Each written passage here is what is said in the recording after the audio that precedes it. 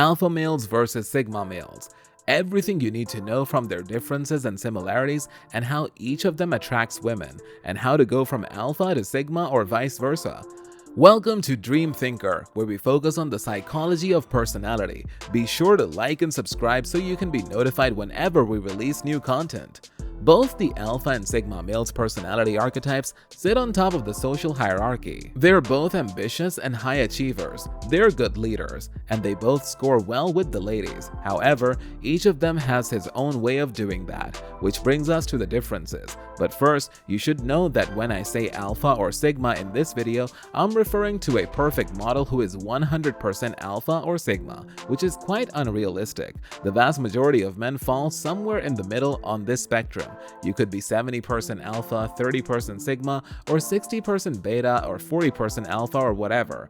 And even that can change over time if the circumstances in your life drive you to become a certain way, or if you simply want to become a certain archetype and you work on it. So let's go back to the differences. 1. First and foremost, the biggest difference between an Alpha and a Sigma is their perspective on society, and pretty much everything else stems from that perspective. The sum is up. Alphas desire and acquire social validation. Sigmas don't really care. Alphas derive their power from their pack. Sigmas derive their power from their own selves. Think about it, if there's no pack, there's no Alpha of the pack, but a Sigma will still preserve his individual value regardless of whether or not there's a pack. For example, you'll always find Alphas talking about their achievements, and they try to steer the conversation to a topic they've competed in, while a Sigma is confident and silent. He's the guy that surprises everyone with his achievements, and you'll often hear people saying things like this: "Wow, I didn't know he could do that," or "There's more to you than meets the eye." People mistake this for humility, but in truth, being Sigma doesn't contribute to you being humble or arrogant. This silence comes from a place of nonchalance. They don't really care about what people think of them, so they don't really feel the need to paint a good image of themselves like Alphas do. Alphas like to wear expensive, look fresh, and listen to trendy music, so they appear cool or on top of everything. Sigmas commonly have weird and various music tastes, or stuff they deeply love and truly enjoy. 2. Alphas are more likely to have anxious thoughts because of how much they think about how people see them.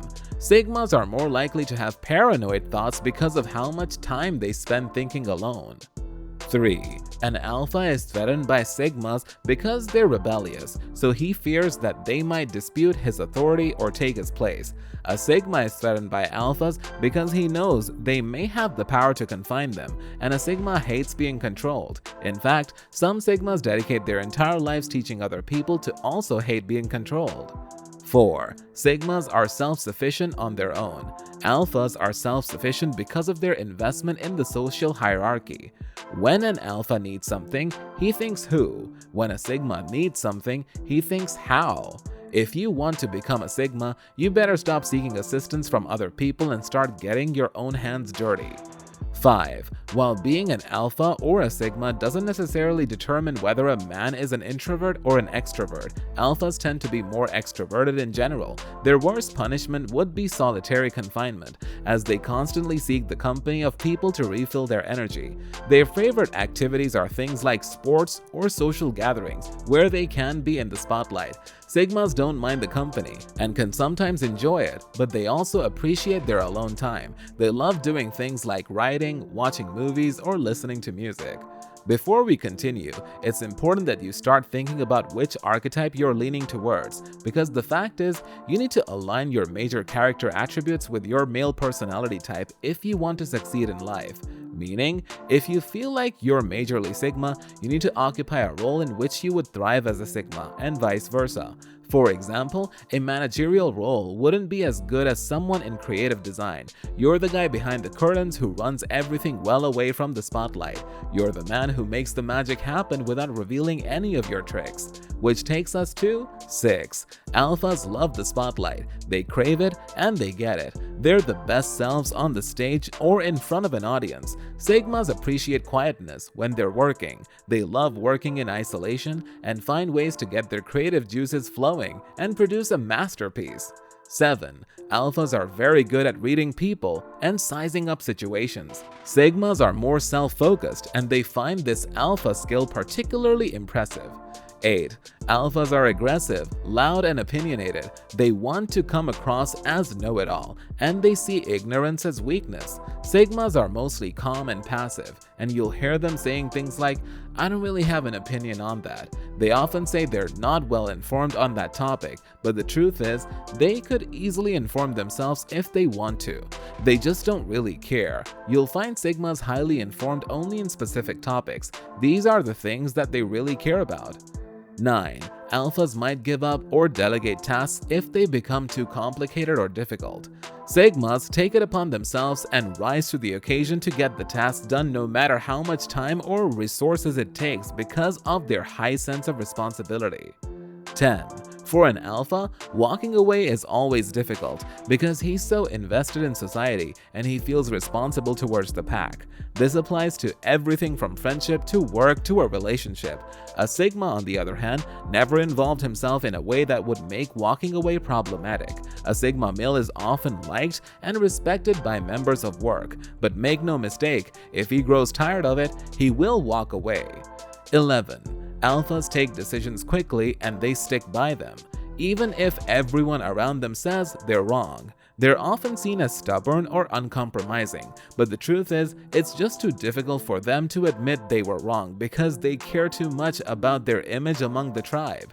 They take decisions now, face the consequences later. Sigmas follow a more prudent approach. They take their time before any important decision, and they're likely to ask for others' advice. They're often seen as slow, and this delay can sometimes cost them valuable opportunities. But when they do make a decision, they know for a fact that it's the right one, and it usually is.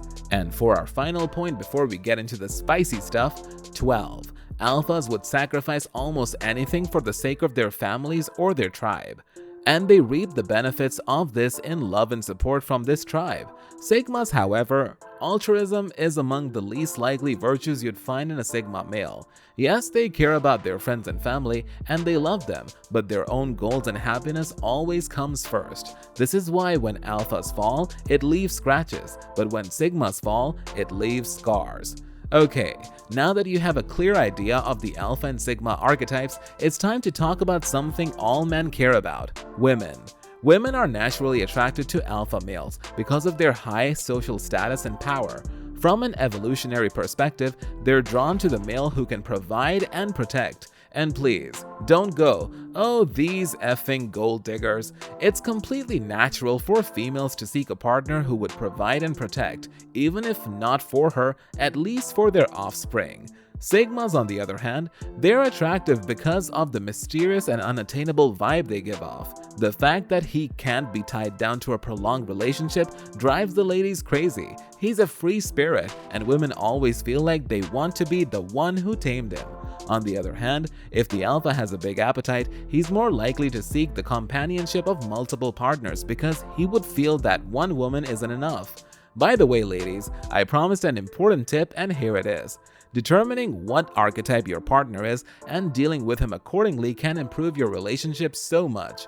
If he's alpha, give him his prestige. Never put him in a situation in which he loses face, and don't question his dominance. You can do whatever you want with the relationship as long as you make him feel that he's in control, even if sometimes you are.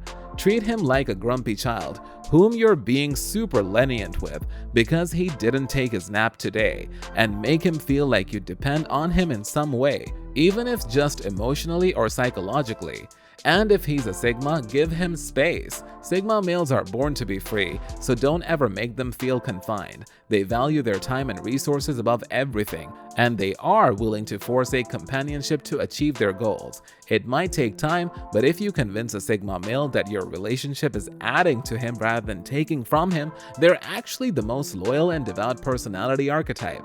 Be his motivation, push him to be productive, and help him fulfill his ambitions, even if just by being supportive, and he will love you forever. Thanks for watching.